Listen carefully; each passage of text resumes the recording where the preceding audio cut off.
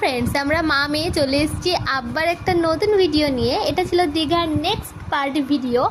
আর এই তো আমরা পৌঁছাতেই ব্রেকফাস্ট চলে এসেছিলো। আর আমাদের যেহেতু একটু পৌঁছাতে লেট হয়ে গেছিলো, তো আমরা ঝটপট ব্রেকফাস্ট করে নিচ্ছিলাম। ব্রেকফাস্টে ছিল লুচি, ঘুগনি আর ডিম সিদ্ধ। আর ব্রেকফাস্ট করে মেয়েকে একটু খাইয়ে রেডি করে নিয়েই আমরা চলে এসেছিলাম বিচে। আর আমরা সবাই কিন্তু খুব এক্সাইটেড ছিলাম, হ্যাঁ, মেয়ে কী করবে সেটা দেখার জন্য। মানে ও ভয় পাবে কি পাবে না, ওখানে আমাদের থাকতে দেবে কি দেবে না, এটা নিয়ে সবাই মানে খুব চিন্তিত ছিলাম। তো ভাবলাম চলো দেখাই যাক। তোর পাপাই ওকে কোলে নিয়ে যাচ্ছিল। আর যেখানে ওখানে মানে প্রচণ্ড গরম ছিল, হাঁটতে সবারই অসুবিধা হচ্ছিলো, ওই জন্য ওর পাপাই নিয়েছিল। তো প্রথমেই তো নিয়ে গিয়ে এখানে দাঁড় করিয়ে দিল। আর যে দাঁড় করালো, ওর পায়ে যেহেতু একটু বালি বালি লাগলো, ও তো দাঁড়াবেই না। তারপরে এই যে সবাই মিলে ধরে ওকে জুতো পরিয়ে দিচ্ছিল, ও তো মোটেই পা নিচে রাখছিল না। তো এই যে জুতো পরিয়ে দিল, তারপরে ওকে দাঁড় করিয়ে দিল। দিয়ে আমরা ভাবলাম হয়তো ছেড়ে দিলে ও জলের দিকে যাবে হাঁটতে হাঁটতে, মানে তেমনই কিছু একটা আশা করেছিলাম সবাই মিলে। কিন্তু ও এক ফোঁটাও ওখান থেকে নড়েনি, হয়তো জুতোটা ভারী ভারী লাগছিল ওই জন্য। আর ওর ঠাকুমা মানে ঠাম্মা বলছিল যে আয় আয় এদিকে আয়, বা আমি এপাশ থেকে ডাকছিলাম এপাশে আয়। তারপর ওর পাপা ডাকছিল, তো কোনো দিকেই যাচ্ছিল না, ওখানেই চুপ করে দাঁড়িয়েছিল। তারপরে এদিক ওদিক মানে শুধু দাঁড়িয়েই ছিল, কিন্তু মাথাটা ঘুরিয়ে ঘুরিয়ে সব দেখছিল। আবার কাকে টাটা দিচ্ছিল যেন ওদিকে, আমি জানি না ও কাকে টাটা দিচ্ছিল ওই যে। তারপরে ওর পাপা বলল যে ঠিক আছে আমি নিয়ে যাচ্ছি একটু ভিতরে। ও যখন যাচ্ছে না জুতো পরে, তারপরে এই যে ধরে ওকে নিয়ে গেল একটু জলের মধ্যে। আর এখানে গিয়েই তো এই যে ওকে দাঁড় করিয়ে দেবে। আর এইবার তো লাগবে ওর পায়ে জল। তো আমি ভাবছিলাম হয়তো আবার বালির জন্যে কান্নাকাটি করবে। তো ওই যে পা প্রথমে একবার তুলতে গেল, তারপর ভালোই লাগলো, হাসছিল। আমাদেরও ওকে দেখে আমাদেরও খুব ভালো লাগলো। ভাবলাম না ঠিক আছে, বিরক্ত করবে না।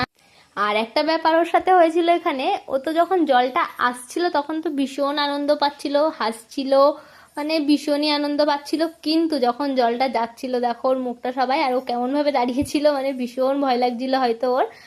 আর তারপর তো ব্যালেন্স না করে পড়েই যাচ্ছিল, কিন্তু পাপা ধরে নিয়েছিল। আর তারপরে ওর কাউকে প্রয়োজন ছিল না, ও একা একাই এনজয় করছিল, একা একাই খেলছিল বালি নিয়ে। আমরা পাশে গেলে উল্টে রেগে যাচ্ছিল, মানে ভাবছিল হয়তো আমরা ওকে নিয়ে চলে যাব, ওই জন্যই হয়তো রাগটা ছিল। তো এই যে একা একাই বসে বসে খেলছে, কিন্তু আমরা তো ভয় পাচ্ছিলাম হয়তো পড়ে যাবে, হয়তো পড়ে যাবে। আর তারপরে তো আবার এই যে ওর পাপা ওকে নিয়ে নিল, যেহেতু ও বারবার পড়ে যাচ্ছিল আর মুখে জল লাগছিল, বিরক্ত হচ্ছিল, ওই জন্য ওকে আবার দাঁড় করিয়ে দিল। আর এই যে যখন জল যাচ্ছিল, প্রতিবারই একরকম ওর অবস্থা হচ্ছিল।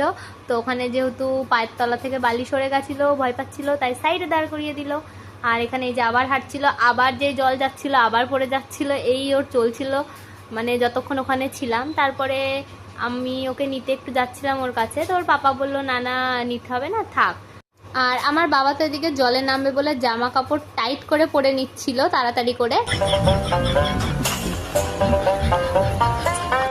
আর তারপর দেখো আমার মেয়ে আমার কাছেই আসবে না, মানে বলতে চাইছে আমি তো ওর মা, ও মায়ের কাছেই আসবে না, সেটাই বলতে চাইছিলাম আর কি। আর এখানে তো আমি কি করব বুঝতে পারছিলাম না, একবার আগে যাচ্ছিলাম একবার পেছনে যাচ্ছিলাম।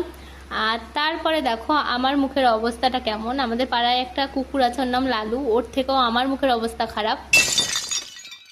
अरे कहना क्या चाहते हो?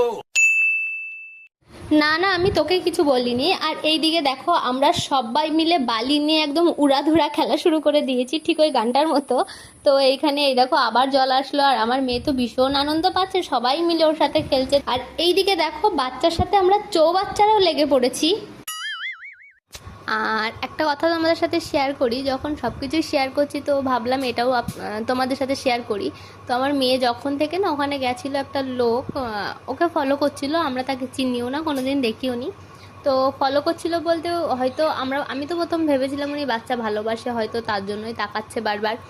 তো সেইটাই তো, উনি বারবার ওখান থেকে প্রথম তো স্নান করছিল ওই দিক ফিরে, আর বারবার ঘুরে ঘুরে তাকাচ্ছিল। তারপরে তো জলের মধ্যে শুয়ে মাথাটা এদিকেই বেঁকিয়ে ওকেই দেখছিল বারবার। তারপরে তো উঠে একদম ঘুরে বসলো ওর দিকে।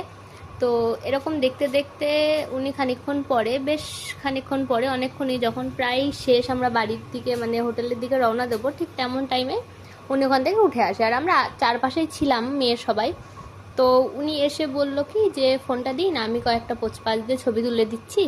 আর আমি না ওখানে মানে ভয়তে মেয়েকে নিয়ে দৌড় মেরেছিলাম কোলে তুলে নিয়ে, সবাই ছিল, সবাই দাঁড়িয়েছিল, আমি মেয়েকে নিয়ে চলে গেছিলাম শুধু ভয়তে। তো আর ওই সময়টায় না খুব প্রচণ্ড পরিমাণে মানে এই টাইমটাই মানে ছেলে ধরার যে বাতিকটা উঠেছিল বা সত্যি সত্যি বাচ্চা খুঁজে পাওয়া যাচ্ছিল না সবার, তো আমি ভীষণ ভয়তে ছিলাম। আর এই যে পিছনে যে লোকটা রয়েছে না, ওই যে তাকাচ্ছে বারবার, ওই লোকটাই। তো যাই হোক, আমি জানি না উনি মানে সত্যিই ভালোবেসে এসেছিল কি না, আমার নিয়ে চলে যাওয়াটা ভুল হয়েছে কি না, কিন্তু আমি এরকম একটা ঘটনা ঘটেছিল। আর আমি সত্যি ভীষণ রিস্কে ছিলাম ওই সময়টা, মানে এত পরিমাণ ছেলে ধরা হচ্ছিল ওই জন্যই আর কি। আর তারপরে এই তো মেয়ে এখানে নিজের মতো আরেকটু খেলা করছিল, আর তারপর আমরা সবাই মিলে ওখান থেকে চলে আসব। আর এই ভিডিওটা কিন্তু এই অবধি। ভালো লাগলে অবশ্যই লাইক কমেন্ট শেয়ার করো, ফলো করে দিও যারা এখনও ফলো করোনি। আর এরপর কিন্তু দীঘার আরও অনেক ব্লগ আসতে চলেছে। তো tata, bye bye, take care.